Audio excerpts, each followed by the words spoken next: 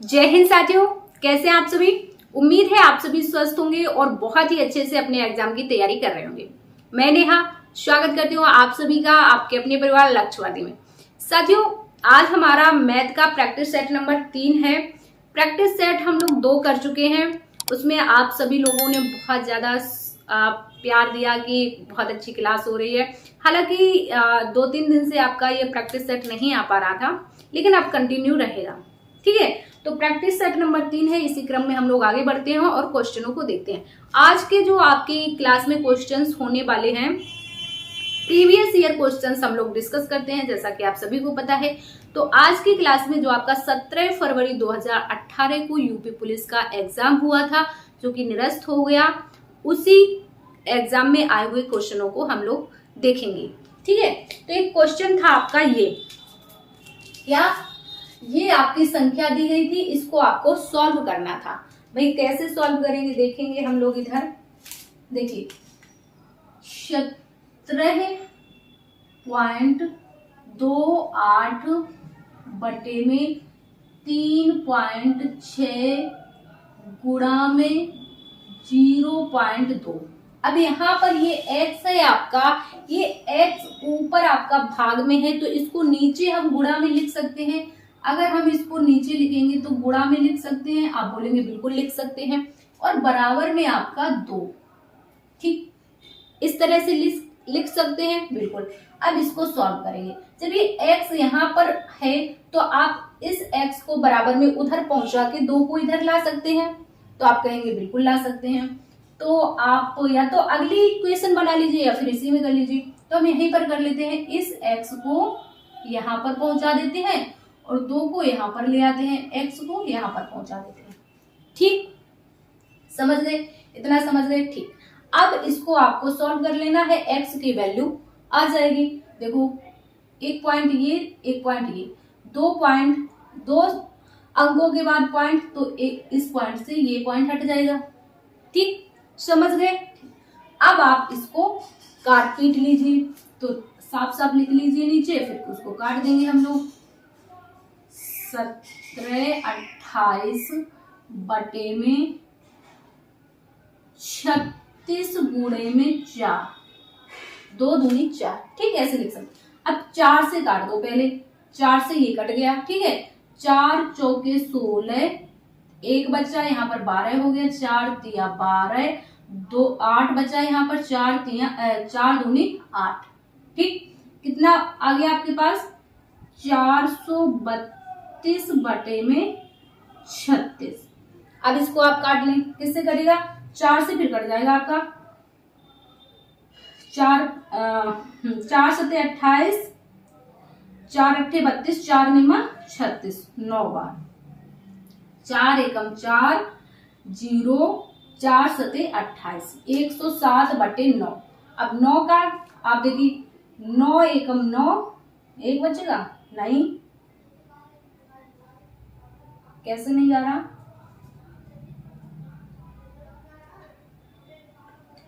यहाँ पर 7 नहीं, यहाँ पर कितना होगा? 8 होगा, वही तो यहाँ पर 8 होगा। ठीक, अब 9 से गाड़ दो आप, 9 एकम 9, 9 एकम 9, 1 बचा यहाँ पर 18 हो गया, 9 दूनी 18। तो कितना आ गया आंसर आपके पास? कितना आ गया? 12। कितना आ गया आंसर आपके पास? कितना आ गया? 12। ऑप्शन नंबर आपका सी बिल्कुल सही हो जाएगा, ऑप्शन नंबर 12। आपको देख सकते हैं, आप बस सॉल्व करना आना चाहिए, गुणा भाग आना चाहिए, बाकी क्वेश्चन में कुछ था नहीं, है ना। अगला क्वेश्चन देखिए, सिंपल सा जोड़ने का क्वेश्चन है। जोड़ का सिंपल क्वेश्चन है, बस आपको इसको जोड़ना है। कैसे जोड़ेंगे? बस दशमलव देख के आप थोड़ा घबरा जा रहे होंगे, है ना। दशमलव देख के आप थोड़ा घबरा जा रहे होंगे, तो क्या करना है आपको? यहाँ पर कोई संख्या होगी बराबर में, तब इतनी संख्या आएगी, है ना। तो कैसे करेंगे? आता है ना बिल्कुल। आप इसको जोड़ के इससे गुणा कर देंगे, माइनस कर देंगे, इसे जोड़ के इससे माइनस कर देंगे। अब इतनी बड़ी इक्वेशन बनाने में टाइम तो लगेगा भाई, बिल्कुल लगेगा। तो क्या करेंगे? इसको तो जोड़ सकते हैं आप। पहले हम लोग क्या करेंगे, इसे जोड़ सकते हैं। पहले ऑप्शन देखिए, ऑप्शन आपका 35 78 35 78, 116 112, 35 71 35 71, 115 116, यानी कि दो दो ऑप्शन आपका मैच कर जाएगा इकाई अंक से, या तो ये या तो ये या तो ये या तो ये इकाई अंक से आप मैच कर सकते हैं बिल्कुल। तो आपको पूरा सॉल्व करने की जरूरत नहीं है। कितना, पहले हम लोग इसको सॉल्व कर लेते हैं। देखिए यहाँ पर दशमलव के बाद 3 अंक हैं, तो यहाँ पर भी आप 3 अंक कर सकते हैं। ठीक, अब देखिए 50 72.190 368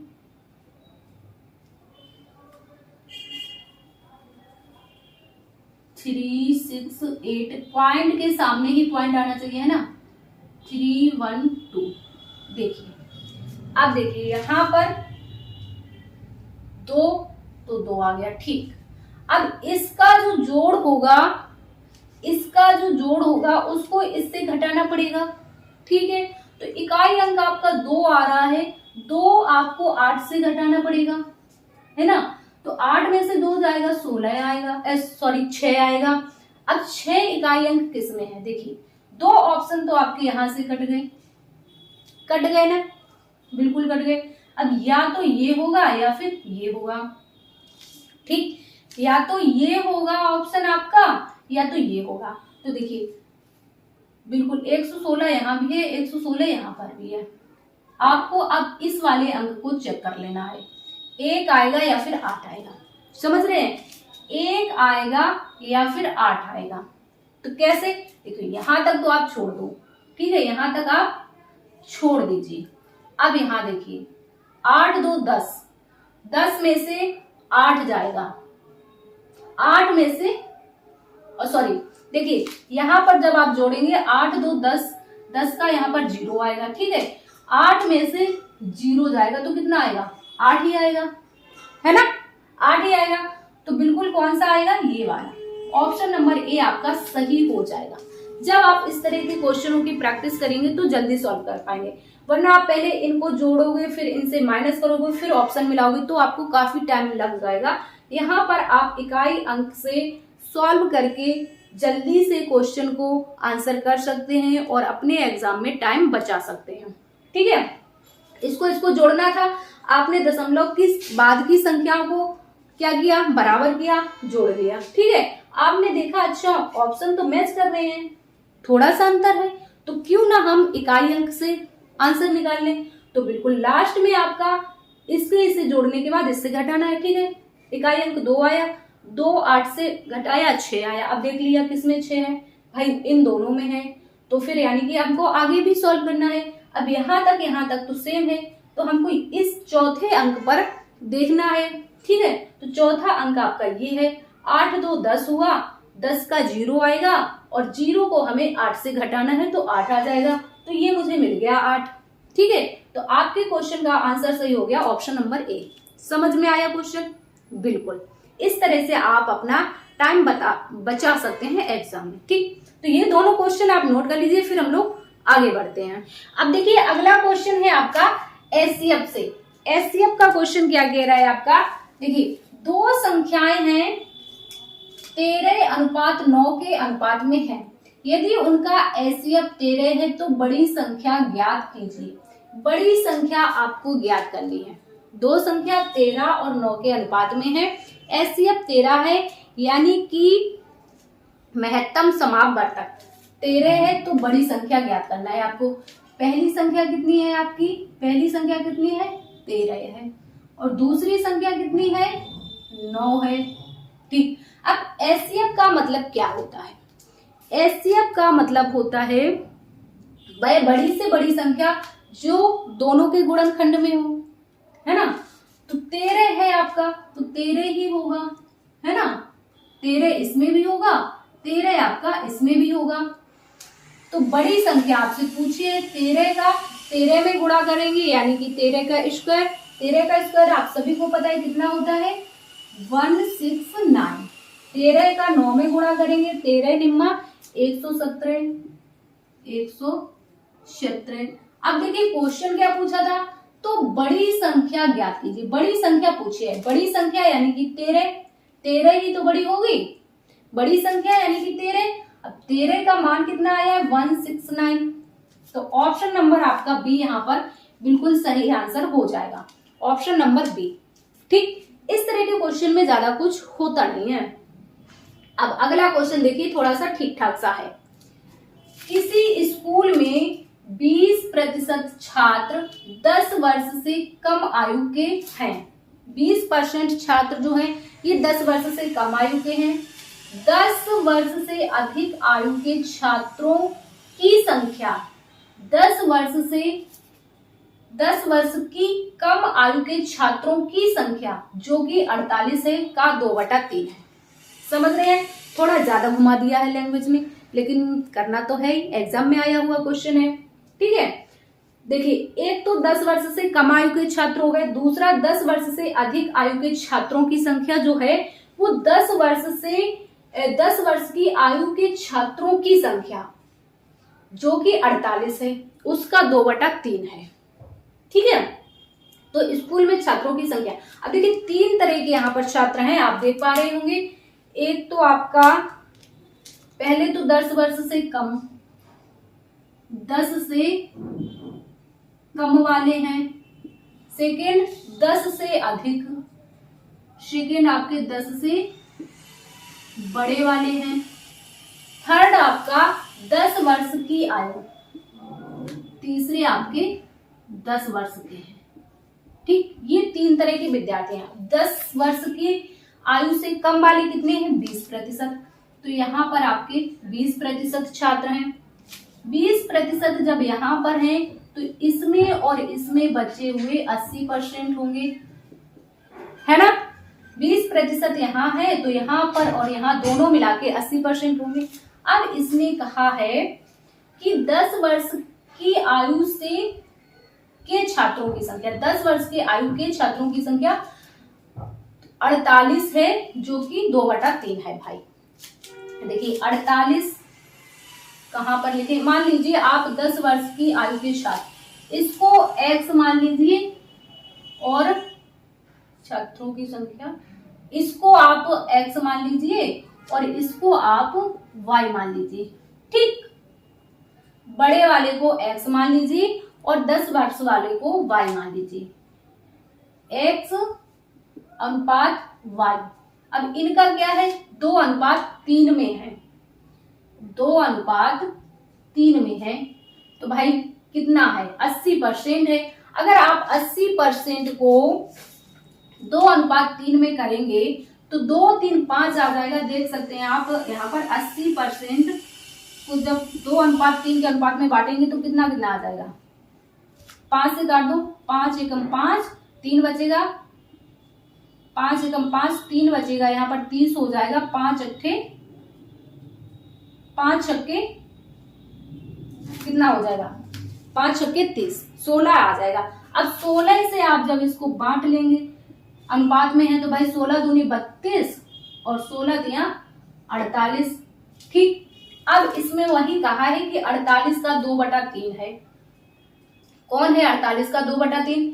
10 वर्ष से अधिक आयु के छात्र की संख्या 10 वर्ष की आयु के छात्रों की संख्या जो कि, हाँ मतलब 10 वर्ष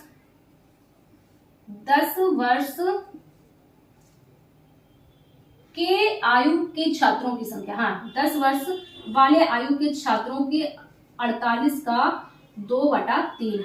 10 वर्ष से अधिक का मान कितना आ जाएगा 3 आ जाएगा और 10 वर्ष वालों का 2 आ जाएगा, यानी कि x हो जाएगा, ये y हो जाएगा। ठीक, अब देखिए यहाँ पर 3 का मान कितना है 48 है, यानी कि 10 वर्ष से जो बड़े हैं वो 48 वर्ष के हैं और जो 10 वर्ष के हैं वो 32 हैं। ठीक है, तो ये आपका जो है बन गया। अब यहाँ पर इसने 48 जो दिया है इसका मान 48 है, इसका भी मान 48 है। 48 बराबर 48 के हो गया आपका, तो 100% आपको निकालना था भाई। 48 20 यहाँ पर पहले ही था, ठीक है 20% ये 48% ये 32%, ये आपको 100% निकालना है। 48 बटे में 48 गुणा में 100, तो 48 से 48 कट जाएगा, 100 आपके क्वेश्चन का आंसर आ जाएगा। Option number B, option number B. ये वाला क्वेश्चन समझ में आया? ये वाला क्वेश्चन आपको समझ में आया? अगर नहीं आया है तो एक बार आप दोबारा से क्लास को, यानी कि इस वीडियो को रोक करके बढ़ा के देख सकते हैं, तो आपको समझ में आ जाएगा। ठीक है, तो इन दोनों क्वेश्चनों को आप नोट कीजिए। फिर अगला क्वेश्चन था आपका, फिर से सिंपल सा क्वेश्चन था। एक संख्या को 119 से विभाजित करने पर 119 से विभाजित करने पर 19 शेष बचता है। यदि इसे 17 से विभाजित किया जाए तो शेषफल कितना होगा? इस तरह के क्वेश्चन आपके जब भी दिए जाएं कि किसी संख्या को किसी संख्या से विभाजित करने पर इतना शेष बचता है, यदि उसके शेषफल को उतनी संख्या से विभाजित किया जाए तो कितना शेष बचेगा, तो ऐसे में आपको कुछ भी नहीं करना पड़ता है, सिर्फ इस वाली संख्या को इससे विभाजित कर दीजिए, जो आपका शेषफल आ जाएगा वही आपके क्वेश्चन का आंसर हो जाएगा।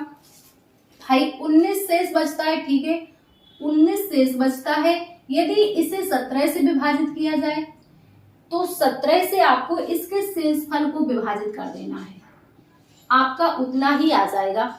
17 को जब आप 17 से 19 को काटेंगे तो कितना आएगा? शेषफल आपका 2 आ जाएगा। यही आपके क्वेश्चन का आंसर हो जाएगा, ऑप्शन नंबर सी। इस तरह के क्वेश्चन को कुछ भी नहीं करना होता है, जो इसका शेषफल होता है उसी को दी हुई संख्या से विभाजित कर देते हैं, आंसर आपका आ जाता है। अब अगला क्वेश्चन आपका चक्रवृद्धि ब्याज से दिया हुआ था। इस तरह के क्वेश्चन को कैसे हम सॉल्व करेंगे, आप बहुत ध्यान से देखेंगे। क्वेश्चन सारे ही आपके टफ नहीं होते हैं, सारे इजी नहीं होते, 2-4 क्वेश्चन टाइम टेकिंग होते हैं, बाकी नॉर्मल क्वेश्चन आपके एग्जाम में आते हैं।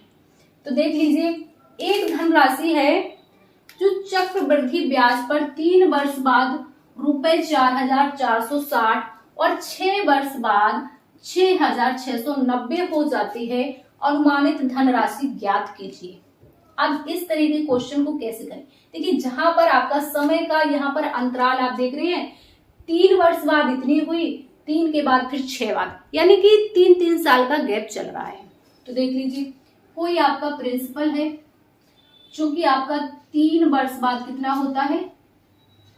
हाँ, 4,460। फिर अगले 6 वर्ष बाद कितना होता है? ये होता है 6,690 रुपए। ठीक, इतने से इतना होने तक, इतने से इतना होने में ये कितना बढ़ा? तो देखिए, जो 6,690 है ये 4,460 से कितना बढ़ा है, ये आप निकालेंगे। किससे काटेंगे? 2 से काट दिए, 2 दूनी 4, 2 दूनी 4, 2 तिया 6 और यहाँ पर 0, 2 तिया 6, 2 तिया 6, यहाँ पर 2 चौके 8, 2 पंचे 10। अब किससे कटेगा? 3 से कटेगा? नहीं कटेगा। फिर 2 से कटेगा, लेकिन ऊपर वाला नहीं कटेगा। किसी ना किसी संख्या से तो ये कटेगा ही कटेगा। ये तो कट जाएगा 2 से, लेकिन ये नहीं कटेगा 3 से, लेकिन 3 7 21, 13 हो जाएगा, 3 चौके 12, तब भी नहीं कटेगा ये। लेकिन कुल मिला के ये कट के कितना आएगा? 3/2। कितना? 3/2। मैंने इसे पहले ही सॉल्व कर लिया था। आप जब इसको सॉल्व करेंगे तो ये 3/2 आ जाएगा। ठीक, यानी कि यहां से यहां तक पहुंचने में इसको 3/2 का गुणा किया गया है। ठीक, तो यहां से यहां तक पहुंचने में भी इसको 3/2 का ही गुणा किया गया होगा। ठीक, यहां तक, जब यहां से यहां तक पहुंचने में 3/2 का गुणा हुआ है, तो यहां से यहां तक पहुंचने में भी आपका 3/2 का गुणा किया गया होगा। अब इसमें आप 3/2 का गुणा कर लेंगे तो आपका जो प्रिंसिपल है वो आपको मिल जाएगा। कैसे करेंगे? देखिए, P गुणा में 3/2 गुणा में आपका 4460। अब प्रिंसिपल आपको चाहिए तो P बराबर, अभी इधर जब ये वाली संख्या उधर जाएगी तो गुणा में नीचे वाली ऊपर हो जाएगी, ऊपर वाली नीचे हो जाएगी। 4460 गुणा में 2 बटे में 3। ठीक, इसको आप सॉल्व कर लेंगे। जब इसको आप सॉल्व करेंगे तो ऑप्शन जो है आपका ये वाला सही हो जाएगा, ऑप्शन नंबर बी 2973.33। कैसे आप कहोगे ये भी नहीं सॉल्व करके बताएं, ये भी नहीं सॉल्व करके बताएं, तो चलिए इसको देख लेते हैं भाई। देखो पहले इसमें 2 का गुणा कर लो, जब इसमें 2 का गुणा करो वही 0 आएगा, 2 छके 12 की 2 आ जाएगा। ठीक, और 2 चौके 8 एक 9 आ जाएगा, और 2 चौके 8 आ जाएगा। अब गुणा 3, तो इसको आपको सॉल्व कर लेना है। देखो इसको हम लोग ऐसे कर लेते हैं, इस तरह से भाग देके 8 9 2 0।